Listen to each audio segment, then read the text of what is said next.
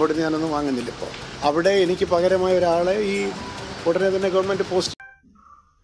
പിണറായി വിജയൻ്റെ ഇത്തരം കെടുതികൾക്കെതിരെ, കെടുകാര്യസ്ഥതയ്ക്കെതിരെ, അഴിമതിക്കെതിരെ മിണ്ടാൻ ഇന്ന് കേരളത്തെ ഒരു പൗരൻ തയ്യാറല്ലെങ്കിൽ, ഭയപ്പെടുന്നുണ്ടെങ്കിൽ ഈ ഭരണത്തെ ഭയപ്പെടണം സാധാരണ ജനങ്ങൾ.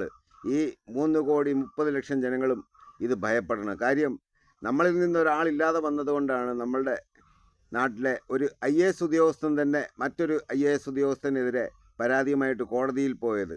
ഈ അവസ്ഥയിൽ മാറ്റം വരണമെന്ന് ജനങ്ങൾക്ക് ബോധ്യം വരണം. പിണറായി വിജയൻ ഭരിക്കുന്ന രീതിയാണ് യഥാർത്ഥ സോഷ്യലിസം, യഥാർത്ഥ ജനാധിപത്യമെന്ന് നിങ്ങൾ കരുതുന്നുണ്ടെങ്കിൽ നിങ്ങൾക്ക് തെറ്റി എന്ന് മനസ്സിലായി വരുമ്പോഴേക്കും നിങ്ങളുടെ കാലിൻ്റെ ചുവട്ടിലെ മണ്ണ് മുഴുവൻ ഒലിച്ചു പോയി കഴിഞ്ഞിരിക്കും. പിണറായി വിജയൻ്റെ വാക്കുകൾ കഴിഞ്ഞ ദിവസം നിങ്ങൾ വാർത്താ സമ്മേളനത്തിൽ ശ്രദ്ധിച്ചാലറിയാം. പിണറായി വിജയൻ്റെ ആ വാക്കിലുള്ള ഒരു ഭീഷണി, ഇതാണോ ജനാധിപത്യം എന്ന് ഞാൻ നിങ്ങളോട്